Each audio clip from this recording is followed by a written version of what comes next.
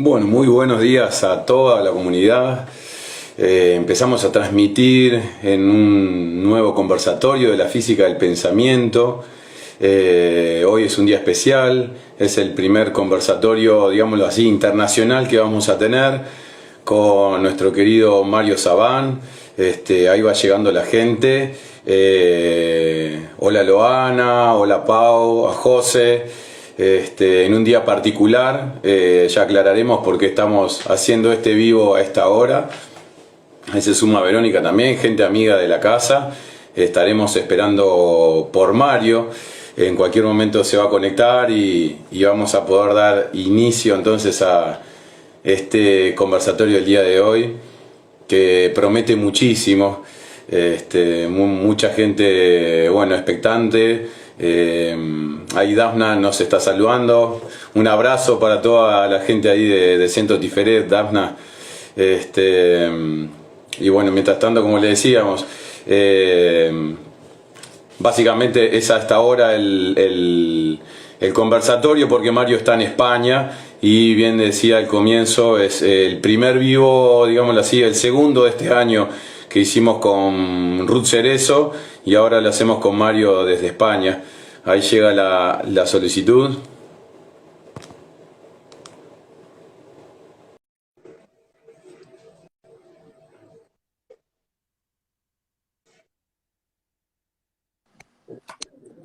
Hola, hola.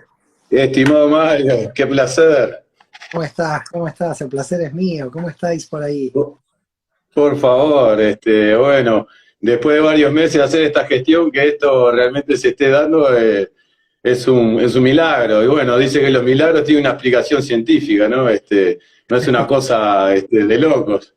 Así que bueno, no, muy feliz. La verdad que, bueno, quizás es un año complicado de tantos compromisos, entonces tuvimos que ponerlo en esta fecha. Claro, la gente ahora cree que lo hemos organizado en una semana. No sé si lo fijamos hace 2 meses o tres, la verdad. Yo diría un poco más. Yo creo que esto lo hicimos en febrero, Mario, y sabiendo también la agenda cargada que tú tienes, Sí. nosotros con Seba desde la física, ahora contaremos un poquito por qué Seba no está presente hoy, pero bueno, te seguimos hace 2 años, básicamente, y bueno, imaginamos que tenías una agenda muy cargada, entonces empezamos a planificar esto allá por febrero. Sí, sí, recuerdo que fue hace tiempo, la verdad no calculaba, pero bueno, al final se dio, estamos aquí, muy felices. Enviarle un saludo a Sebas, que no pudo estar aquí. Sí, bueno, a compartirles a toda la comunidad de la física a nivel nacional, internacional, que bueno, por razones de fuerza mayor, digámoslo así, para no entrar en intimidades, no nos puede acompañar, nos manda un gran saludo, te deja un gran saludo Mario, vamos a estar los dos, ambos presentes en la actividad de Centro Tiferet del 26 de junio, así que ya tendremos oportunidad para conversar un poquito, todos van a querer conversar contigo ese día, nosotros por lo menos conversar dos Sí, palabras y intercambiar un café ya es muchísimo para nosotros. gracias, gracias. Vamos a conversar, así que a todos los amigos del Uruguay, la verdad que el equipo de Dafna y del equipo Tiferet, increíble cómo están organizándolo todo, así que un honor. Totalmente. Bueno, nuestra intención, Mario, es esto, poner en conocimiento a toda la comunidad que teníamos un interés real por conversar contigo, así que agradecidos por aceptar esta invitación. Y el interés de poder conversar contigo es acerca, bueno, como señala un poco el título, de sobre psicología y espiritualidad. En este sentido, capaz que para organizar un poco la charla, Mario, se me ocurría poder organizar una primera parte en un potencial problemas que nosotros identificamos en nuestro trabajo y en nuestra investigación y estudio, para después, en relación a la espiritualidad específicamente, ¿verdad? Un problema ciertamente, un potencial problema ciertamente histórico, que entendemos como que la espiritualidad en sí mismo está como, culturalmente hablando, como adormecida o media enmudecida, ¿verdad? Después de hacer tal vez todo ese análisis como más teórico, histórico, poder bajar a la espiritualidad como lo que bien tú sugieres y otros profesores de Cábala, ¿no? Bajar la espiritualidad a la vida cotidiana, ¿verdad? Como a la materia. Entonces, en este sentido, Mario, tal vez para comenzar de una manera introductoria, nosotros tenemos un modelo instrumental que vamos desarrollando con Seba en la física del pensamiento, que se llama las 7 dimensiones del ser. Es una teoría que sigue en construcción, es un tanto ambiciosa, pero en nuestra intención es todo aquel conglomerado teórico bajarlo una y otra vez a las personas, ¿verdad? Facilitarle un poco a veces algunos conocimientos que quedan a veces como solo para un círculo de legos, ¿no? O de ciertos intelectuales o filósofos.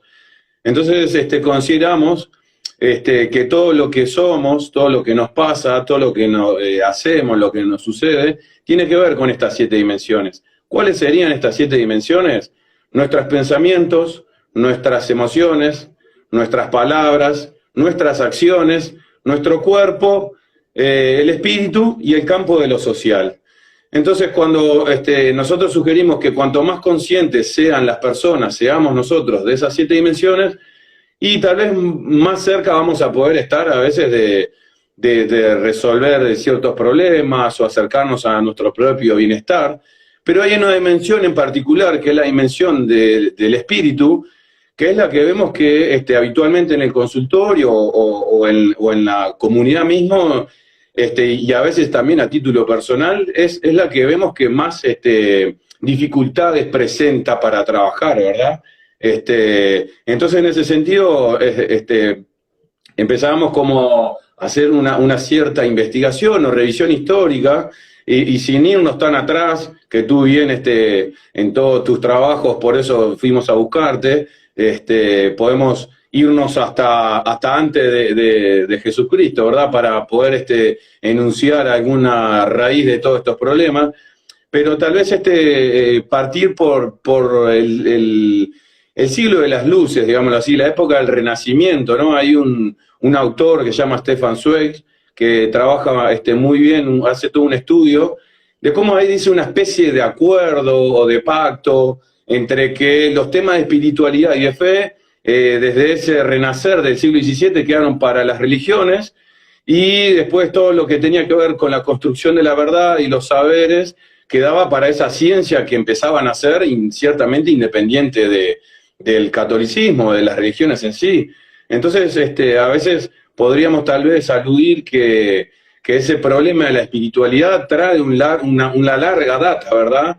De por qué en la cultura occidental a veces habla de espiritualidad, se la relaciona con superstición, charlatanería, o que alguien dice que es agnóstico y yo no creo en esas cosas, ¿verdad?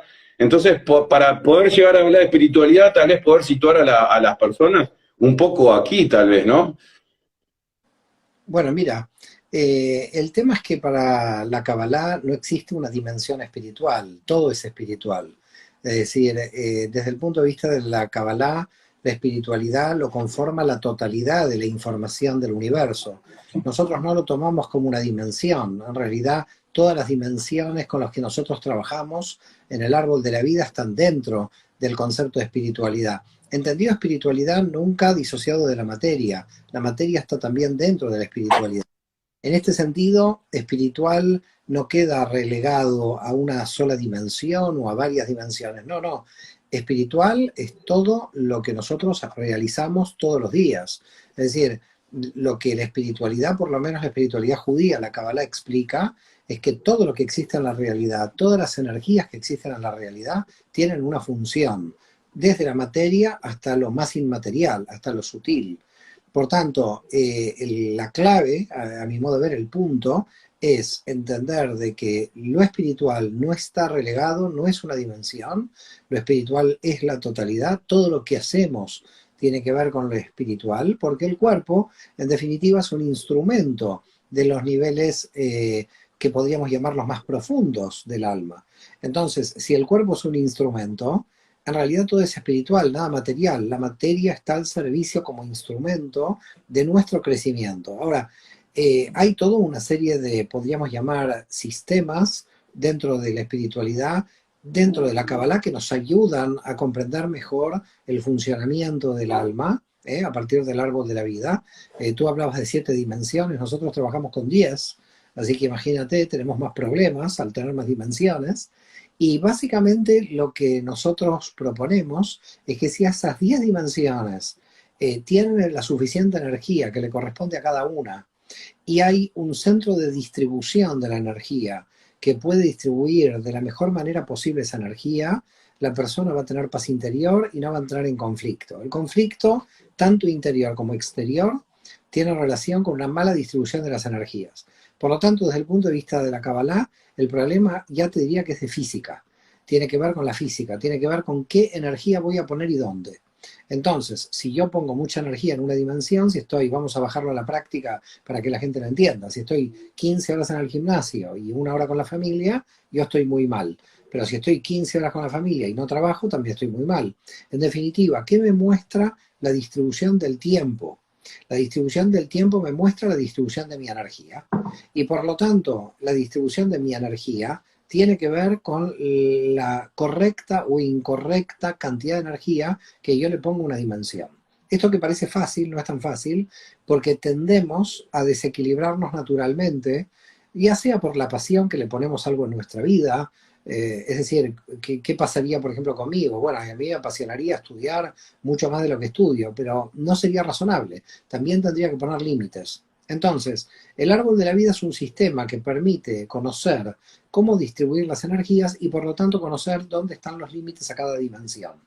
Dicho esto, yo lo que voy a hacer, si encuentro el sentido de mi vida, que el sentido de mi vida de todas las almas en este universo es nuestro crecimiento, es decir, que todo de alguna manera está destinado a crecer, es decir, una flor crece y está destinada a crecer, claro, está destinada a crecer y luego a morir, podría decir alguien, pero el destino de la flor es crecer y por supuesto irse de este mundo, es decir, va a revelar una información.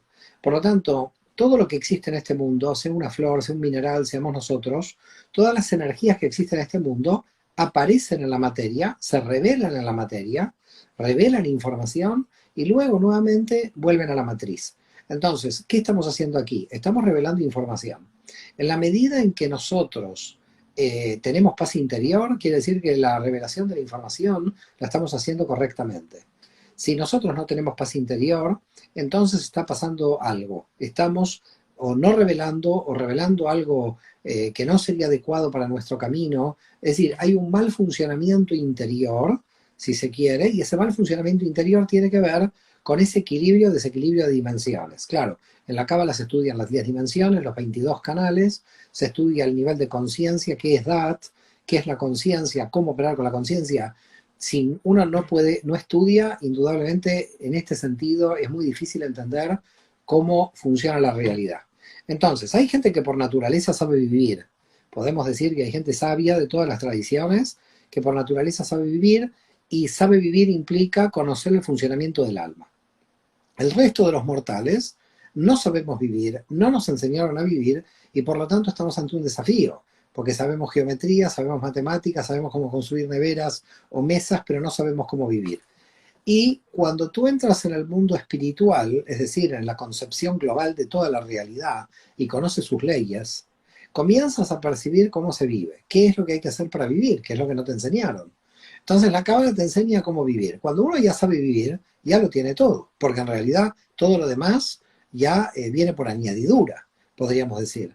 Entonces, si me preguntas, bueno, ¿qué estudia la Cábala? ¿O por qué te ha fascinado el estudio de la Cábala? ¿Y por qué me he aprendido a vivir? He aprendido a saber vivir. Y esto es lo que le pasa a mucha gente que entra a la Cábala. La gente que entra a la Cábala entiende, conoce un entrenamiento, pero que es un entrenamiento muy especial, muy específico. Se analiza cada energía, hay energías que se tienen que clasificar, hay niveles del alma que operan dentro de la realidad, hay un universo que funciona como funciona y nosotros funcionamos igual que el universo por fractalidad. Es decir, en definitiva, si tú sabes cómo vivir, ya tienes la primera parte. Si tú, además de saber vivir, ya tienes la segunda parte, que es cuál es el sentido de tu vida, el sentido de tu alma, por qué tu alma volvió a encarnar esta realidad, entonces ya te diría que lo tienes todo. Porque esto es lo que se necesita para vivir con pasión, como vivir con felicidad. Porque no tiene que ver con la materia. La materia es importante, son instrumentos importantes, la Cábala no va contra la materia. Lo que sí pone la materia en su lugar, en su sitio. Entonces, la propuesta es, usted sabe cómo vivir y no, sufro. ¿Cómo sé si usted no sabe vivir? Porque hay sufrimiento. Así que hasta tenemos la prueba de quien no sabe vivir. El que no sabe vivir sufre. Alguien me va a decir, mire, yo quiero vivir, pero las circunstancias exteriores. No, no. Las circunstancias exteriores son las circunstancias exteriores y mi percepción, de alguna forma, modifica la circunstancia exterior. Es decir, las circunstancias exteriores, por más negativas que puedan ser, es mi percepción interior la que, aunque no va a cambiar objetivamente la realidad exterior, mi realidad interior, en mi alma, en mi interior, indudablemente va a modificar esto. Esto que estamos diciendo no es una teoría que estamos creando, es la práctica real de gente, por ejemplo, que pasó el Holocausto, ¿no? Como Víctor Frankl, que Víctor Frankl, el creador de la logoterapia, dijo, mientras yo tenía ahí y pensaba que tenía sentido, me daba una fuerza para poder sobrevivir. Entonces, si aquellas personas que sufrieron lo indecible, que sufrieron cosas que esperemos que nunca sufra nadie, realmente llegaron a esta conclusión, pero no teórica, llegaron a esta conclusión en medio del sufrimiento, fue que la percepción de Víctor Frankl logró derrotar al mal en su percepción. Al mal no lo podía derrotar objetivamente, se estaban matando gente fuera, así que eso no se podía derrotar, pero sí en su percepción. Con lo cual, hasta uno podría llegar a pensar, imaginemos si Víctor Frankl no hubiera sobrevivido, que lo hubieran matado, algún nazi hubiera decidido, bueno, lo vamos a matar, pero su percepción, a pesar de que lo hubieran matado, había triunfado. Es decir, el triunfo sobre la muerte, en verdad, lo que nosotros llamamos vida eterna, es el cambio de percepción, porque a ti te pueden matar físicamente, pero lo que no pueden hacer es doblegarte en el cambio de percepción. Si no te doblegan en el cambio de percepción, entonces, en realidad, podríamos decir que adquieres la vida eterna, eres un resucitado. Es decir, para nosotros, desde el punto de vista de la Kabbalah, la resurrección es cuando alma vence a la muerte. Ahora, no es vencer a la muerte que vamos a ser inmortales en lo físico. Vencer a la muerte implica que aceptamos las leyes de la naturaleza, sabemos que todos somos mortales, vamos a morir, pero justamente por eso, no a pesar de esto, por eso, enfocamos las energías con mayor potencia para encontrar el sentido de la vida focalizándonos en esta realidad física. Y por lo tanto, ¿qué obtenemos? Bueno, obtenemos un éxtasis en esta realidad física que no lo hubiéramos obtenido si hubiéramos tenido otra percepción. Por lo tanto, así como el Talmud dice, nosotros no somos lo que somos lo que hacemos con lo que somos, y cuidado con esto, ¿no? Y también el Talmud dice, nosotros no vemos lo que vemos, vemos lo que somos. Entonces aquí hay dos enseñanzas muy potentes. Yo no estoy viendo lo que veo, yo veo lo que realmente me refleja como una gran proyección. Y por lo tanto, si yo vivo en un éxtasis permanente, en una felicidad permanente, no me la va a quitar nadie. Y si no me la quita nadie, entonces no he sido derrotado. Y vuelvo a reiterarte, ni por la muerte física, a pesar de que la muerte física sobrevenga, porque es lo que tenemos que aceptar como entes físicos en la naturaleza material. Entonces te puedo decir, en un nivel simbólico, pero yo te diría literal al mismo tiempo, que aquel que estudia el árbol de la vida en la Cábala estudia y se aferra al árbol de la vida eterna. Es decir, nosotros degustamos la eternidad dentro del tiempo y el espacio. No porque nos fugamos del tiempo y del espacio, porque el tiempo y el espacio indudablemente nos afecta a todos en forma física, pero sí en tanto el éxtasis que nosotros tenemos. Y en este punto podríamos decir que derrotamos a la muerte. Y no estoy hablando de la muerte tampoco en términos físicos, porque a la muerte en términos físicos no la estamos derrotando. Estamos diciendo de que esa percepción de sinsentido que puede tener alguna persona, que esa es la muerte real, porque cuidado, la gente confunde la muerte física con la muerte real. La muerte física no es la muerte real, la energía sigue existiendo luego del campo de la energía. La muerte real es cuando una persona dice no tiene sentido mi vida. Ahí está muerto. Aunque le siga latiendo el corazón, esta persona está muerta. En cambio, una persona que hasta el final de sus días tuvo el sentido de su vida y siguió creciendo hasta el final, podemos decir en términos simbólicos y literales que ha derrotado la muerte, porque en realidad ha realizado, ha ajustado la realidad a su propia percepción, ha dominado, ha sido la Merkabah de su propia percepción, el carro que domina de alguna manera la realidad, ¿no? Brillante, Mario. Ahí me habilitas también a poder a seguir haciendo un tejido de conocimiento en este diálogo. En esta idea primaria que intentaba preguntarte y poder como situar un potencial problema, ¿no? Tal vez del mundo occidental en esta relación con la espiritualidad. Recuerdo muy bien en una conferencia que tú trabajaste el problema del místico. Y creo que todos podríamos llegar a desarrollar esa posibilidad, esa capacidad, y bueno, que de una u otra manera nosotros los identificamos de esa manera, ¿no? Como acaso tú decías algo así, si pudiéramos entender la mística como una conexión directa del alma con esa divinidad o Dios o energía divina, como cualquier persona le quiera llamar, tal vez el místico podría resultar un potencial problema para el sistema, pues tú decías algo así como que es asistema, no es porque es la perfecta resistencia, como podría decir Michel Foucault, sino que en realidad disuelve el poder porque no necesita un intermediario. La idea es también en trabajar en esa misma conferencia, tú trabajabas el autoengaño. Porque claro, cuando uno empieza a desarrollar su misticismo, su práctica de espiritualidad, empieza a ver que hay muchos engaños que son tildadas de verdad, desde el dinero, desde muchas instituciones que tienen que ser sostenidas. Entonces, esa verdad que el místico va descubriendo, esa alma que uno va haciendo ese camino interior o despertar de la conciencia, como a veces le podemos llamar, cuando no tiene a veces con quién dialogar eso que él va revelando solo, es como que el loco es él, decías tú, ¿no? Y la sociedad es la que está cuerda, cuando tal vez la permutación sería a la inversa, ¿verdad? Entonces era ahí donde queríamos situar un poco el inicio de la conversación, porque tal vez un poco el desarrollo de esa mística de cada uno de nosotros podría ser una de las claves, digámoslo así, en clave terapéutica, ¿no? Para a veces para trabajar en otra pregunta que después quería traer para conversar contigo sobre la función del dolor. Pero acaso antes podríamos tener algo que sería tal vez eso, cómo poder desarrollar mi espiritualidad a partir tal vez de esa mística, de esa dinámica. Pero si acaso la cultura a mí no me lo habilita porque nadie como tú decías al comienzo, nadie me ha hablado de esto, o a veces hemos confundido que hablar de estos temas los vincula íntimamente con religiones, y yo ciertamente puedo reconocer que años atrás decía, no, yo estaba como en la vereda enfrente de estos temas, digámoslo así, hasta que tuve una charla con un gran amigo mío, que siempre lo cuento en público, Diego Delgado, un colega mío, que fue como, ¿no?, la pastilla roja, fue un despertar. Entonces ahí empiezo a hacer este recorrido, el hijo pródigo, ¿no?, volver a casa de vuelta. Pero esa práctica del místico, creo que no está tan habilitada, me parece, culturalmente todavía. Bueno, las culturas van cambiando, siempre a la época, en cada época hay adelantados a su época.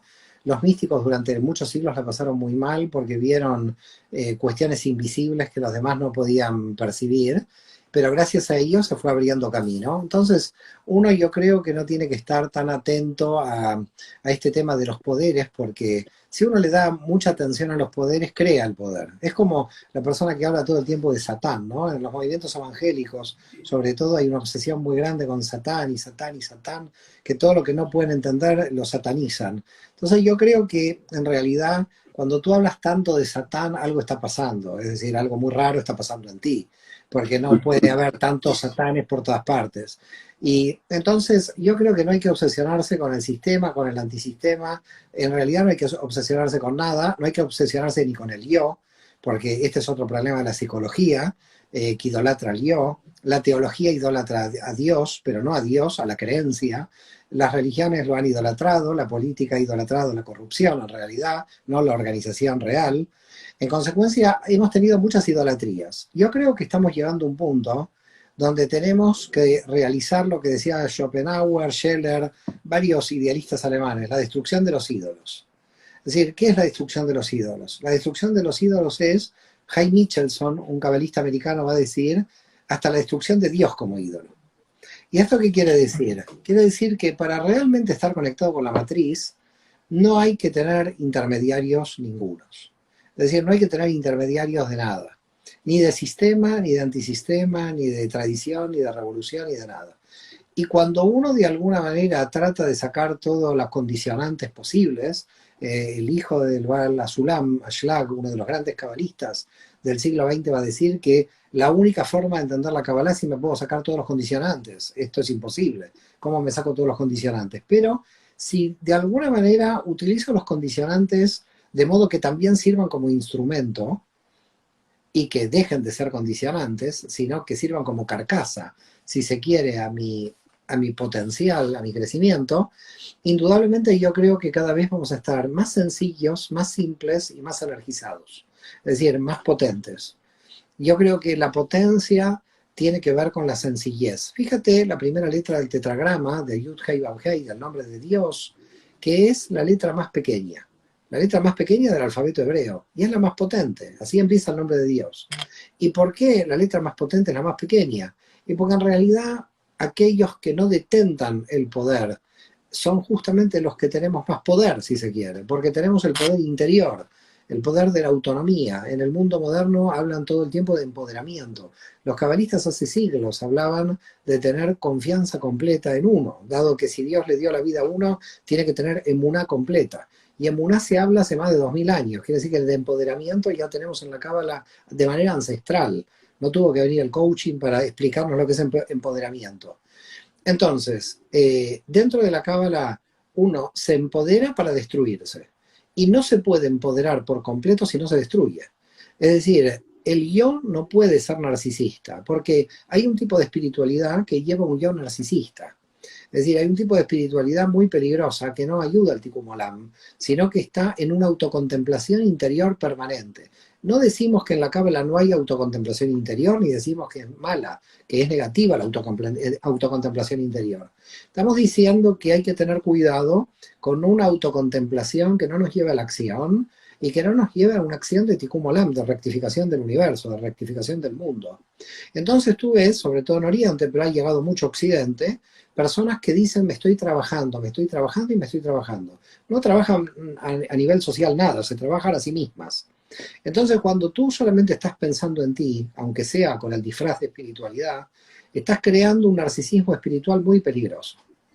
Y este narcisismo espiritual peligroso hace que no podamos subir al potencial. Es decir, nos quedamos idolatrando al propio yo porque todo el tiempo el yo está en autocontemplación.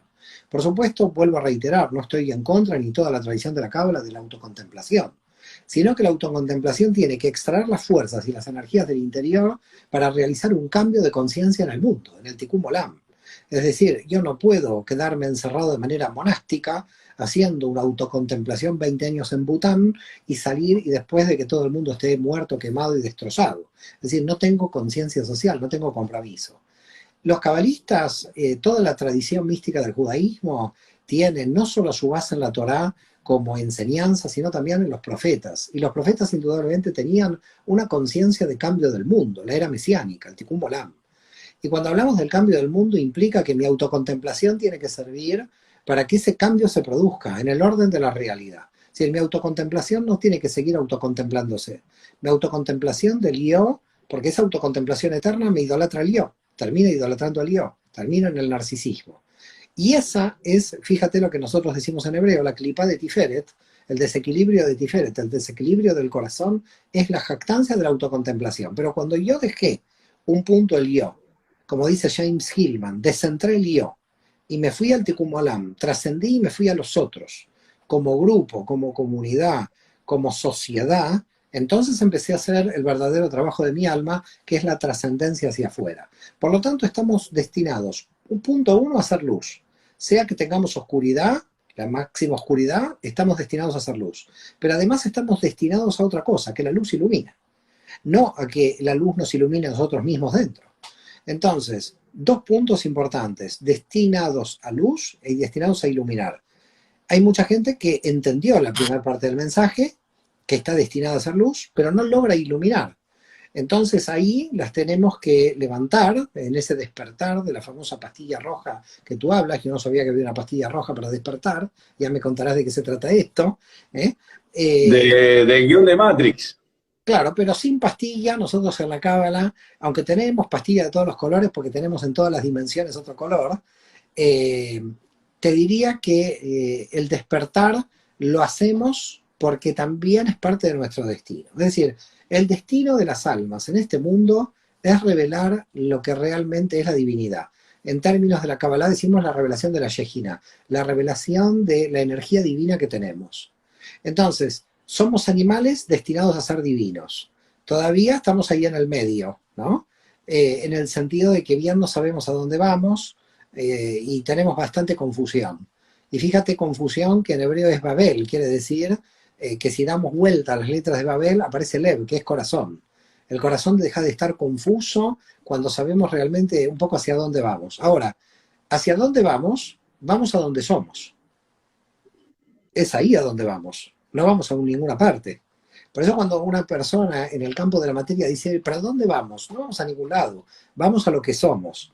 En ese camino interior de ir a lo que somos, cuando sacamos el potencial de lo que somos, cuando extraemos el potencial de lo que somos, en realidad ya estamos iluminando por definición.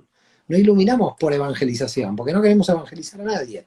Iluminamos simplemente porque el poder de haber sacado, el poder de haber extraído, el potencial de nuestra alma, de nuestro interior, ilumina automáticamente. Por ese motivo, hay una falacia, hay una trampa de mucha gente que dice, la luz combate a la oscuridad. La luz no combate nada.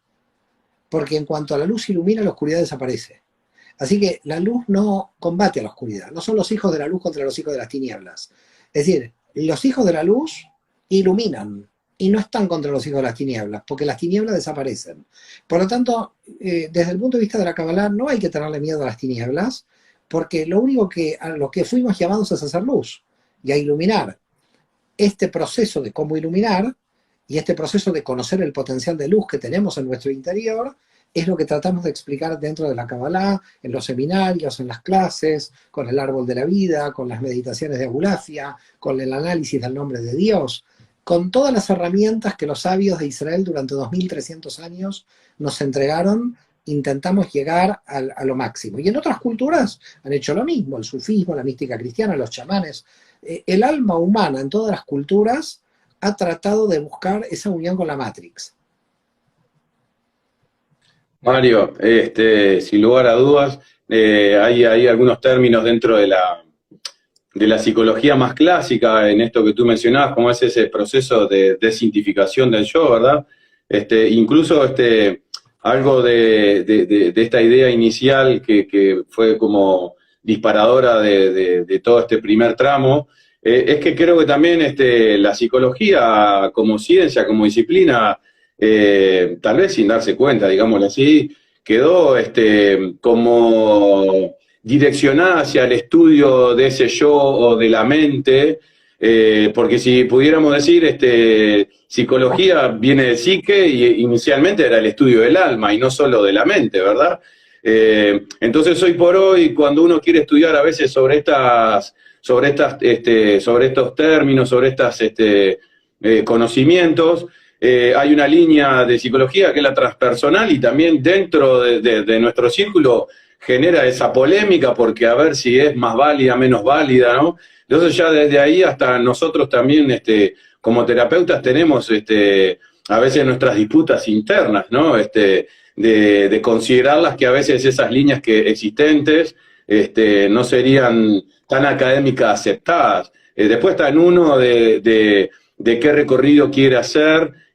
Por ejemplo, en lo personal, llegué a la Cábala porque, honestamente, Mario, a través de ti, de Javier Walcos, de Raúl Durán y otros más que vengo siguiendo hace años, con Seba también, venimos estudiando todo esto y nos parece una de las cosas más completas que en lo personal he encontrado, porque específicamente habla del todo por el todo, no se le escapa nada, con lujo de detalle va todo.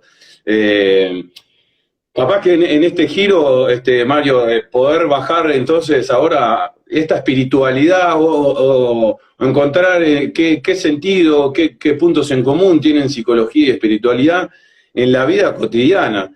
Sobre todo en ese dolor o sufrimiento que tal vez ya venga de hace muchos años más, pero de estos últimos 2 años sí que nadie escapó a eso.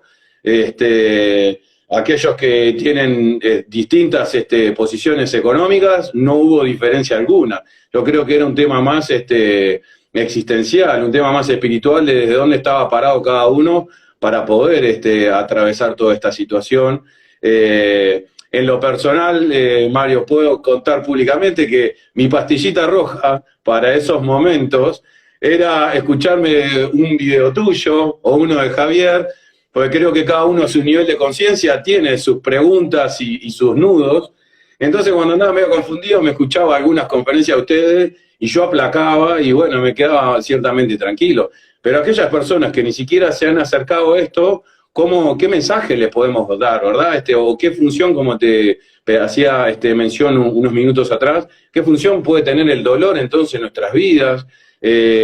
¿Cómo puede trabajar esa persona que dentro de un núcleo familiar o con su pareja siente que está despertando, pero su entorno no lo acompaña y a veces queda como un poco solo? Me gustaría que pudiéramos como aterrizar un poco más ahora toda esta posibilidad de sacarle al tema de la espiritualidad esa cosa media metafísica o mística para unos pocos, sino esa íntima relación que tiene nuestro diario vivir cada vez que nos despertamos y volvemos a este plano. Bueno, en primer lugar, gracias por nombrarme y también nombrar a mi amigo Javier Wolkoff y a todos los que estamos en la Kabbalah, ¿no? Pero de todas maneras siempre pienso que nuestro discurso desequilibra más que equilibrar, por lo tanto me pones más tranquilo. Bueno, el equilibrio es que se trata de eso, ¿no?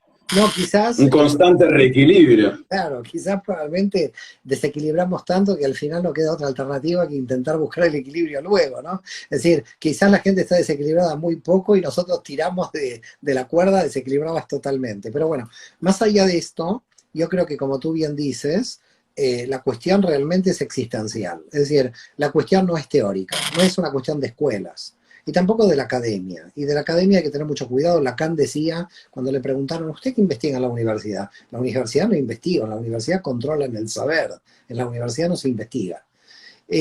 Con lo cual, cuando me hablas de academia, me hablas de un nuevo poder que yo entiendo, los profesores universitarios necesitan recibir un sueldo y muchas veces crean camarillas dentro de poder y luchas, y quién va a ser el profesor titular de la cátedra, y luchan por la cátedra. Yo, gracias a Dios, nunca, solamente fui a la universidad a defender mis tesis doctorales. O sea, por supuesto, mi primer doctorado sí lo cursé durante 2 años y la licenciatura. Pero una cosa es la información y otra cosa es el crecimiento de la espiritualidad, que a veces no van de la mano. En la universidad hay mucha información, pero a veces esa información no hace que se eleve el nivel de conciencia. Hay mucha acumulación a nivel intelectual, hay gente intelectualmente muy válida en las universidades, pero hay un punto que se está perdiendo y yo creo que ahora se está recuperando, en cierto modo, que es esta dimensión que tiene que haber un crecimiento del nivel de conciencia además de lo intelectual. Por lo tanto, lo intelectual por sí mismo es sospechoso. Es decir, si lo intelectual no está unido a la sabiduría y no está unido al aumento del nivel de conciencia, lo intelectual puede ser inclusive hasta te diría muy peligroso. Fíjate a nivel intelectual los ideólogos, ¿no? Los ideólogos de cualquier partido político, todos son peligrosos, porque realmente ellos creen que tienen la verdad. Por lo tanto, el intelectual habría que tomarlo con pinzas, porque los intelectuales son peligrosos sin el aumento de nivel de conciencia. Dicho esto, y con respeto a la gente que está en la academia y en la investigación, creo que lo que habría que hacer es enfocar la vida cotidiana, enfocar la existencia, y quizás, y esto lo dice claramente Gershom Scholem, esa fue la gran diferencia entre los filósofos y los cabalistas. Mientras los filósofos decían que el mal es la ausencia del bien, los cabalistas dijeron el mal es mal y hay que ver cómo se corrige. Es decir, tomaron en consideración el mal como una realidad. Lo que la cábala tiene es una función muy grande de realidad.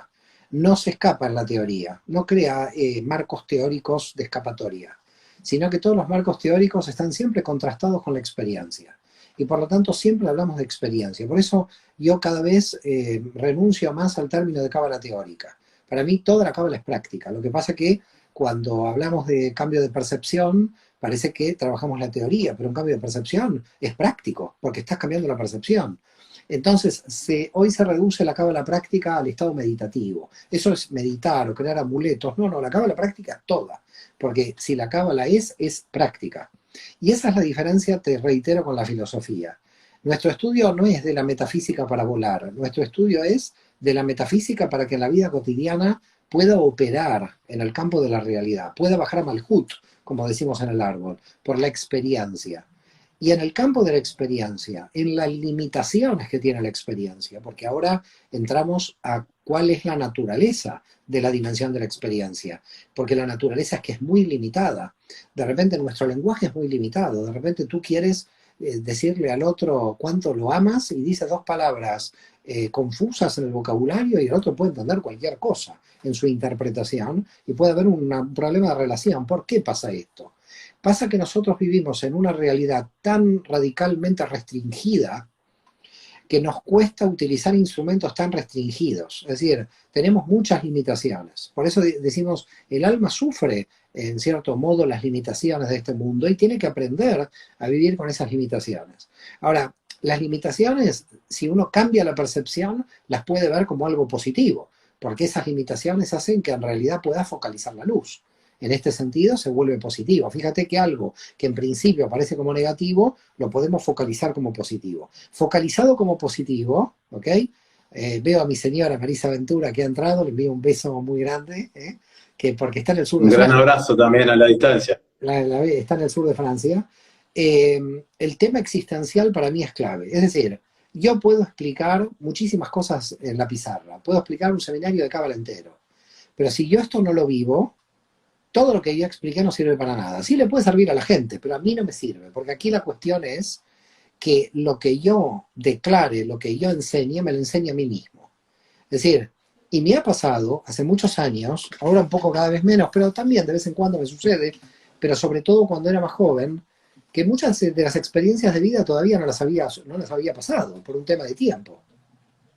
Y que de repente explicaba algo en la pizarra, no sé, Jaime Vital, ¿no? Explicaba algo en la pizarra y yo decía, sí, lo expliqué, teóricamente lo comprendí, pero esto yo ya no lo he sentido. Y pasaron 3 o 4 años, luego de esa clase, y tuve la experiencia. Claro, por ese motivo se dice que la cábala hay que estudiarla después de los 40 años, porque en realidad tú no puedes estudiar una teoría sin sentir la experiencia. Es lo mismo que yo estudiar la reencarnación a los 18 y sentir una vida pasada cuando tuve 35.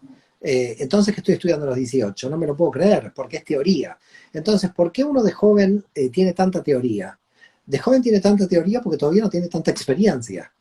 Entonces se acumula de teorías. Cuando llega la experiencia, entonces uno se da cuenta si su teoría funciona o no. Y uno corrige muchas sus teorías, porque tenemos tanta cantidad de teorías falsas y distorsionadas, porque además de joven uno tiene la seducción de la mente, quiere crear la teoría pura, ¿no? Como Kelsen, la teoría pura del derecho, ¿no? Como los alemanes del siglo XIX, todo lo querían hacer puro, así termina la cosa, ¿no? Entonces, cuando nosotros queremos hacer pureza de la psicología, como Freud, pureza del derecho, pureza de la nada, no hay pureza. Todas las disciplinas están interrelacionadas, porque en la existencia de Malhut todas las disciplinas están interrelacionadas. Por lo tanto, ¿qué tiene de bueno la experiencia? Que te contrasta con todas tus teorías. Tú te puedes creer lo que quieras, pero cuando llega la experiencia, en la experiencia vamos a ver cuál es la función de realidad, qué está pasando ahí, ¿no? Al final, la conducta, ¿no? Fíjate, yo muchas veces pongo la parábola de un rabino hace 2000 años que me gusta mucho, Yeshua de Nazaret, que yo lo cito mucho a Jesús, que, fíjate, ¿no? La parábola del buen samaritano. Esa parábola, yo creo que ahí está todo. Mira lo que te digo, en esa parábola está todo. Tú vas a decir, ¿cómo está todo? Sí. En esa parábola está todo. ¿Por qué? Primero, ¿le pidió Yeshua que se circuncida al samaritano? No. ¿Le pidió que cumpliera, que se ponga la kipá? No. ¿Le pidió que se bautizara? No. ¿Le pidió que confiese que él es el Mesías? No. Al samaritano lo que lo salvó fue su acto de misericordia. Entonces, Si al samaritano lo salva el acto de misericordia, que es la conducta en la experiencia, si un ateo tiene un acto de misericordia, está salvado por su conducta en la experiencia. Y ese acto que hace el ateo, que en su creencia no cree en Dios, ha mostrado a Dios en su misericordia. En consecuencia, acá no es que el creyente en Dios tiene a Dios, sino que cualquiera que niegue a Dios tiene a Dios en la acción. Esto es lo que está diciendo la parábola del buen samaritano, es decir, no es necesario que confieses ni en Dios, ni en el Mesías, ni que el Barça es el mejor equipo del mundo, no necesitas confesar nada. Lo que sí necesitas es ver tu conducta, qué está diciendo tu conducta, tu acción, dónde está, quién te está definiendo. Fíjate, ¿no? Hagan lo que dicen, pero no lo que hacen, porque lo que hacen es una conducta que claramente distorsionaba lo que dicen. Si yo lo que digo no va con lo que hago, yo me estoy autoengañando totalmente. Porque el peor problema es el autoengaño. El engañar al otro, bueno, yo qué sé, quizás al otro no lo engañas porque le has dado una buena enseñanza. Pero si no te lo puedes enseñar a ti, si no te entra en ti, por eso nosotros hablamos de la Torá hecha carne. Si lo que yo enseño no me lo enseño a mí, yo estoy perdido. Por lo tanto, en realidad yo creo que un verdadero maestro primero tiene que ser maestro de sí mismo. Mira, hay una energía en el árbol de la vida que se llama la Reish, la letra Reish. La letra Reish va del ego al yo, sube del ego al yo y va del yo al ego. Y la letra Reish viene de la palabra hebrea Rosh, que quiere decir cabeza. ¿Y qué tiene esta energía de increíble? Que dice, para ser cabeza de los demás tenés que ser primero cabeza de ti mismo. Yo siempre reflexioné sobre esta energía, porque ¿qué quiere decir cabeza de mí mismo? Que lo que yo me lo enseño a mí a ver si me lo puedo aplicar. Y que cuando no me lo puedo aplicar, reconozca que hay una diferencia entre una enseñanza teórica, que es lo que yo aspiro a hacer, y el problema de lo que yo soy. Mira, hay otra energía en el árbol de la vida que es la Zayan, el 7. La letra Zayan en hebreo une sabiduría con Geburá. Es una línea muy extraña porque la sabiduría es muy expansiva y la Geburá es muy restringida. Y la letra Zayin es el 7. Antiguamente esa letra, cuando se la dibujaba como un arma de guerra. ¿Cuál es la energía del 7, del arma de guerra? Que en la sabiduría nosotros aspiramos a ser sabios o a ser por lo menos aprendices de sabios. Pero por el otro lado, en el nivel de Geburá, tenemos la función de realidad. Nosotros somos lo que somos. Entonces, yo de repente estoy estudiando, de repente creo que estoy aumentando el nivel de conciencia, pero de repente miro mal a alguien en la calle y se terminó todo el nivel de conciencia, todo mi estudio, y entonces no se hizo carne. Entonces tengo que ser consciente de que de qué me valió todo ese estudio, todo ese autoengaño de elevarme a nivel de conciencia, si luego en la conducta no lo pude ver reflejado. Cuando lo pude ver reflejado en la conducta, entonces quiere decir que ahí sí lo aprendí. Es decir, ¿cuándo llegó al aprendizaje? El aprendizaje no llegó porque lo sé, no llegó porque lo puedo explicar, llegó porque lo puedo vivir. Esto es algo, te diría, increíble, porque cuando uno puede vivir, puede sentir y vivir lo que es realmente, entonces ahí está pleno, porque de alguna forma es como que también has pactado con tu sombra. Porque tampoco le tienes miedo a la sombra. Dices, la sombra es una oportunidad. Bueno, ahí alguna vez escuché algo así como uno enseña lo que tiene que aprender, podríamos traducir algo así, ¿no, Mario? Imagínate lo que aprendería yo. Si uno enseña ¿Cómo, perdón? Si uno enseña lo que tiene que aprender, yo estoy perdido. Yo tengo que aprender mucho. Pero bueno, estamos a tiempo todavía, Mario. Hay muchos años más si Dios quiere, para que hagas tu proceso y nosotros seguir disfrutando de tus enseñanzas. Tal vez en esta idea de seguir generando una relación entre espiritualidad y vida cotidiana, para esto, para poder abordar cómo o cuándo uno puede sentir que realmente está en ese supuesto despertar, en ese desarrollo espiritual, en esta conexión entre la idea, ¿no? Ese marco teórico que yo empiezo a jugar en mis experiencias, porque ciertamente nosotros con Seba también en la física del pensamiento sugerimos algo así, sinceramente no recuerdo hoy el autor, es como una especie, nosotros le llamamos de ecuación existencial, ¿no? Un organizador un poco ahí de todo esto, entre, creo que era Neil Donald Walsh, este autor que escribió Conversaciones con Dios.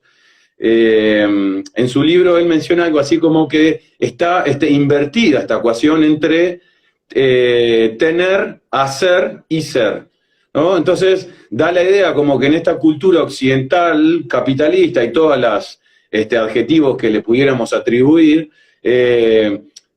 hacemos cosas para tener, como si eso a mí me diera el sentido de la vida, cuasi que en realidad lo que va a hacer es construir una identidad, esa identidad entendida como lo que significa también persona, ¿no? Como esa careta no como decimos acá habitualmente en el Río de la Plata, cultura rioplatense, que es alguien más, alguien ciertamente falso, ¿no? Sino esa coraza.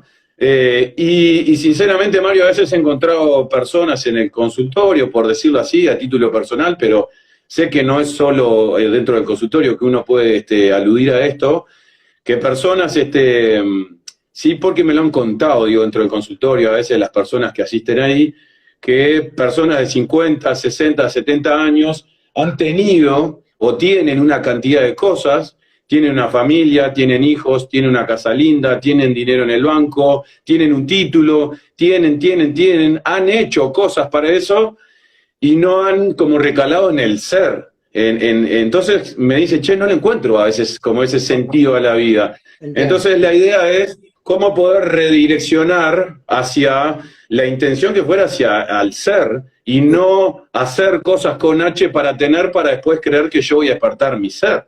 Mira, el tema es el siguiente. Los sistemas económicos están basados en la materia.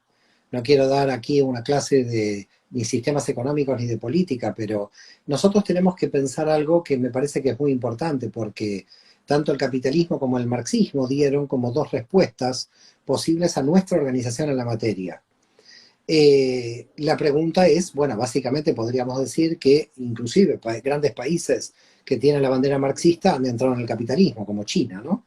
Entonces la pregunta es, ¿por qué este sistema triunfó y qué elemento tomó de la naturaleza espiritual, pero que lo distorsionó, o que lo llevó de alguna manera a donde el sistema intentó llevarlo? Y fíjate, nosotros en la Cábala decimos que el fundamento del universo, lo dice el Zohar, es el deseo. El sistema de compra, el sistema de tener, opera sobre una cuestión genuina de la persona, que es el deseo. Es decir, la persona desea tener una casa bonita, todos desean tener una casa bonita. La persona desea tener un auto bonito, todos desean un auto bonito. Todo esto no es criticable porque es un deseo. El problema es que los deseos de la materia son deseos finitos. Tú no puedes tener 4 autos, 4 casas. A ver, sí lo puedes tener, pero no puedes vivir en 4 casas ni conducir 4 autos. Entonces, ¿dónde el sistema material falla? No en los deseos, porque lo entendió bien. La gente quiere cumplir más deseos. Por supuesto, después el sistema creó deseos falsos, en donde se pervierte el sistema. Pero digamos, donde el sistema en la materia, sea marxismo, capitalismo o cual sistema se pueda crear en el futuro, en el campo de la materia, tienen como un problema en la limitación, porque todo deseo en la materia es finito. Es decir, tú no puedes comer más de lo que comes. No puedes comer más de lo que comes, aunque te pongan 4 ensaladas. Si has comido una ensalada bien, ya no necesitas otra ensalada. Tú no puedes conducir 4 autos, porque con un auto los otros 3 estarán aparcados, pero con un auto ya conduces. Es decir, cuando los deseos finitos se cumplen en el tener, porque son instrumentos, la persona se siente angustiada porque no sabe qué más desear. Entonces empieza a multiplicar deseos reiterativos. En vez de tener 10 pares de zapatos una mujer, va a tener 50. Entonces, ¿en dónde entramos? Entramos en una enfermedad, en un bucle del cual tenemos que salir urgente. ¿Por qué? Porque en la espiritualidad la conexión es con el deseo infinito. En el crecimiento, el deseo es infinito. Tú puedes crecer hasta la Matrix, hasta la Ein Sof. Entonces, ¿qué es lo que sucede? Podés leer un libro, podés entender, podés crecer, aumentar el nivel de conciencia. Con lo cual, en el aumento del nivel de conciencia te encuentras con un deseo hacia la Ein Sof, como llamamos en hebreo, hacia el infinito. Cuando tú tienes un deseo al infinito, tu vida es feliz porque siempre tienes algo que descubrir, algo que buscar, un nuevo libro que leer. En el campo de la materia, la persona se vuelve ambiciosa para tener más, porque en el campo de la materia quiere llevar lo que en la espiritualidad, lo que tiene que invertir en el campo espiritual, porque en el campo de la materia no puede más de lo que la materia le da, es decir, puede tener una fábrica, puede tener 2 fábricas, puede tener 3 fábricas, ok, después se muere y murió con 4 fábricas, pero ¿qué se llevó a la tumba? ¿Qué se llevó del otro lado? No creció, sí, creció en la materia, pero la materia quedó aquí. Entonces, ¿qué es lo que uno se lleva a nivel de alma? El crecimiento real interior, no que lo que uno se está llevando. Los aprendizajes de tu vida, tu crecimiento interior, porque esos van al infinito, puedes crecer infinitamente. Entonces el campo de la materia te lleva al aburrimiento, al hastío. ¿Cuántos más autos puede tener una persona? ¿Cuántas más casas puede tener una persona? Vamos a conquistar Marte y poner casas ahí, vamos a tener autos. La materia es limitada. Y como la materia es limitada, nuestros deseos en la materia se tienen que reconocer como limitados. Ahora, los instrumentos de la materia me tienen que servir para mi crecimiento interior. ¿Para quién me va a servir que yo cobre a un alumno un curso? Para comprarme mejores libros que no me hubiera podido comprar. Y esos libros poder tener el tiempo para poder leerlos y poder crecer en mi interior. Es decir, hay un punto donde la acumulación no tiene sentido, porque en realidad los instrumentos son lo que más necesitamos. Instrumentos al servicio del ser. Ahora, cuando tú dices ser, eso puede quedar en la nebulosa metafísica. Alguien te puede preguntar, ¿y qué es ser? Y si no le contestas, estamos todos perdidos, volvemos al mismo punto. No, ser es crecer. Ser es hacer, ser es meditar, ser es trabajar. No es un estado de contemplación el ser. No es que vamos a buscar el ser. También hay gente que quiere agarrar el árbol, lo quiere abrazar. Me parece perfecto, abraza el árbol. Pero el modo de ser implica un modo de hacer. No es solamente un modo de ser en tanto algo fijo y algo autocontemplativo. Entonces, el ser se demuestra en la acción. Y por lo tanto, soy en la acción, pero no en una acción acumulativa en la materia, en una acción de crecimiento interior, donde la materia está al servicio de mi crecimiento. Entonces, tengo porque necesito hacer para poder ser. Es decir, no es que tengo por tener, no es que hago por hacer, tengo para hacer y hago para hacer. Espero que la gente lo haya entendido, porque con tanto ser nos hemos perdido. Entonces, tengo algo para entrar en la acción, para hacer. Y cuando entro en acción, entonces alcanzo el ser. El ser es el crecimiento continuo hacia el infinito. Pero tener por tener es que no tiene ningún sentido, porque tener por tener sin hacer nada no tiene sentido. Tener y hacer para no ser tampoco tiene sentido, porque entonces me quedo en la vida administrativa. Entonces, sí, hago cosas, pero hago cosas que no tienen ningún sentido. Como no aumento mi nivel de conciencia, entonces empiezo a tener vidas administrativas. Voy al odontólogo, arreglo el auto, me ocupo de los impuestos, y mientras más burocracia tenga el Estado, más feliz soy porque me da mi sentido de mi vida. Es decir, porque si no habría burocracia en el Estado, hay mucha gente que se queja del Estado y de la burocracia y dice, ¿qué burocracia en el Estado? Y yo muchas veces pienso, si no estaría esta burocracia, ¿qué harías de tu vida? Porque tendrías que aumentar tu nivel de conciencia. El día que los estados simplifiquen la burocracia, la gente se va a suicidar, porque no va a tener tanto papelerío para divertirse o para entretenerse, porque va a tener que trabajar el ser. Entonces, cuando le decimos a la gente que tiene que ser, le estamos diciendo que tiene que crecer al servicio de aumentar el nivel de conciencia. ¿Esto cómo se hace? Con el trabajo grupal, con la meditación, con los libros, con todo lo que tenemos a nuestro alcance, con la experiencia de vida para cotejar, como estábamos diciendo antes. Al final todos son instrumentos al servicio de mi crecimiento de conciencia. Si eso no lo hago y me quedo en el campo de la materia, atrapado creyendo de que yo, porque voy a dejar 4 casas más a mis hijos, he crecido, es una tontería. Por eso muchas veces digo, y con respecto a los notarios, lo he dicho en algunas entrevistas, que los notarios son aquellos que han creado, nos han ayudado a crear el autoengaño. Porque esto es mío, vamos al cementerio, porque los notarios han dicho mucha gente que tenían una propiedad, están todos en el cementerio. Quiere decir que lo que uno tiene, ¿para quién queda? Para sus hijos, que además van a morir, y van a tener nietos que además van a morir. Es decir, que lo que tenemos no queda para nadie. Nosotros no somos nadie es propietario, somos todos inquilinos. Totalmente de acuerdo, Mario. Eh, Estamos llegando casi a la hora, Mario, tal vez también para no abusar del tiempo, y me gustaría redondear en el tema del propósito o la función del dolor en nuestras vidas, ¿verdad? Cómo poder a veces reentenderla desde un lugar un poco, digámoslo así, más existencial, más espiritual. ¿Qué sentido entonces le podemos dar cuando todas y todos nos podemos ver atravesando situaciones, cual fuera, sintiendo, porque hay ciertamente como una intención de esquivarlo a eso a veces, ¿no? De hecho, nuestro psiquismo a veces bien se comporta con ciertos mecanismos de defensa para reprimirlo o dejarlo de lado, o tenemos mecanismos conscientes en base al entretenimiento para no conectar ahí. Pero si acaso pudiéramos reentenderlo entonces desde estas escuelas más espirituales, existenciales, ¿qué podríamos decirle a la gente que nos está escuchando o después lo escuchen diferido a esto? ¿Cómo poder darle entonces un nuevo, no sé si un nuevo, porque esto para la cábala es muy viejo, pero por lo pronto para lo que estamos ayornándonos con todas estas sabidurías y escuelas, va a resultar ciertamente nuevo de poder entonces reentender esa función del dolor, que a veces es incomprendido. Como maestro, como en alguna vez te he escuchado en alguna conferencia presentarlo, el dolor como un gran maestro. Pero ¿maestro de qué? Podríamos preguntarnos. ¿O para qué también? Mira, maestro es toda la realidad, no hay solamente encontrar, no tenemos que nada más reducir el maestro al dolor. Claro, A veces el dolor dentro del mal en general, el mal es un gran maestro en todas las fases. Eh, a ver, el tema aquí, porque tendríamos que entender que el mal golpea y luego queda el dolor.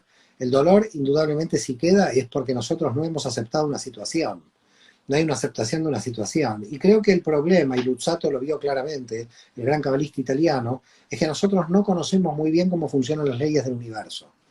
Y cuando uno acepta las leyes del universo, acepta la enfermedad, acepta la muerte, acepta la mentira del otro que te pueden mentir, uno no se vuelve una especie de puro moral diciendo, uy, me mintió. No, está dentro del sistema el mal. ¿Ok? El mal está dentro del sistema. Y por ese motivo, yo creo que aquella persona que entiende cómo funciona el mal, rápidamente abandona el dolor. Porque mientras tú mantienes el dolor, el problema es que no hay aprendizaje. Porque estás tan ocupado en tu dolor que no te permite aprender. Para poder aprender, uno se tiene que liberar del dolor. Es decir, en realidad es muy difícil aprender dentro del proceso doloroso, porque te está doliendo. Y cuando a alguien le duele algo, es que ignora por qué. Es decir, a nadie le duele algo si no lo ignora. Porque imagínate, a mí me duele la muela y si yo sé por qué me duele, voy al odontólogo y la curo. Y se me terminó el dolor. Entonces, ¿por qué hay personas en el campo emocional, psíquico, espiritual que mantienen el dolor? Y bueno, porque o no tienen un odontólogo espiritual que les cure la muela rápidamente o no saben cómo curarse. Lo voy a soportar. Yo en general no conozco, o alguna persona que le pueda tener mucho miedo al odontólogo, de ir a curarse la muela de manera urgente porque tiene mucho miedo al dolor que está padeciendo. Pero cuando tú ya reaccionaste, ya entendiste la causa, vas, anulas la causa y sigues viviendo. El dolor lo que te muestra es un desequilibrio de no aceptación de una situación que estás ignorando. En realidad, en el fondo, todo el mal es producto de la ignorancia en no saber situar verdaderamente mi energía. Si yo me quedo dentro del dolor, voy a gastar toda la energía que tengo y entonces esa energía no es productiva. Si alguien tiene el sentido de su vida, si uno conoce el sentido de su vida, no pierde tiempo en el dolor.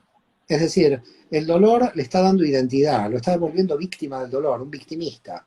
Entonces el dolor también puede ser un sistema de identidad de la persona, por lo cual la persona se regodea en el dolor para crear una identidad sobre el dolor.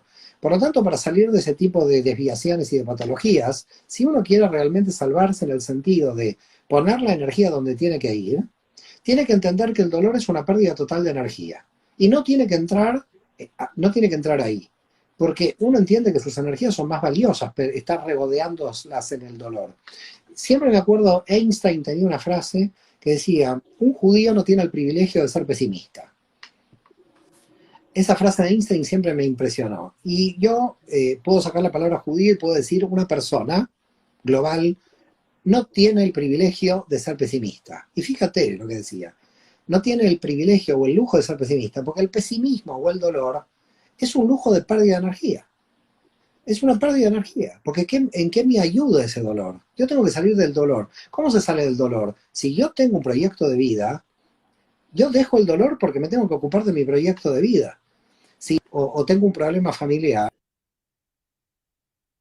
si yo estoy ocupado en mi trabajo y en el sentido de mi vida, problema de mi hermano que no me quiere hablar. Pero yo sigo adelante con mi sentido de mi vida. Por lo tanto, yo creo que el dolor es para mí una distorsión en la focalización de nuestras energías. Si nosotros sabemos dónde situar nuestras energías, no podemos tener el lujo de perdernos en el dolor. Perfecto, Mario. Bueno, estamos en un poquito pasada la hora. Han habido una catarata de mensajes, de saludos de muchos lugares. Agradecerles a todas las personas que han estado ahí del otro lado. Les pedimos disculpas que en algunas preguntas que yo te realicé, Mario, intenté ir cotejando algunas que iban llegando, otras por temas de tiempo no las podemos responder, pero ciertamente invitamos a que te visiten a ti, en tu página web, en tus redes. También invitamos a la gente a que se sume a la física del pensamiento. Un poco la intención nuestra, Mario, y comentarle a la gente es algo que tú manifestabas en relación al deseo. Por lo pronto, nuestro propósito es alimentar o intentar subir el nivel de deseo de la conciencia colectiva, ¿verdad? Sobre todo por estos temas. Hay un autor ahí que nosotros nos encontramos en la facultad, que es Félix Guattari. Él decía algo así como, ya no es tiempo de revoluciones de masas, sino revoluciones moleculares. Entonces, bueno, si estamos en una especie de era mesiánica, todos podríamos ser agentes de cambio, ¿no? Desde nuestro pequeño lugar es un poco esto, generar este tipo de encuentros con gente que bien vale poder escuchar, que con tu discurso, Mario, nos alumbres a todos. Un honor realmente que nos puedas abierto las puertas de tu casa, estrechar vínculos con nosotros, y bueno, será hasta pronto. Hasta pronto, hasta pronto. Nos vemos dentro de un mes, si Dios quiere, en Uruguay. Nos vemos en Uruguay, si Dios quiere, dentro de un mes. Gracias a todos y shalom. Un placer. Shabbat shalom. Un placer, hasta luego, chau a todos.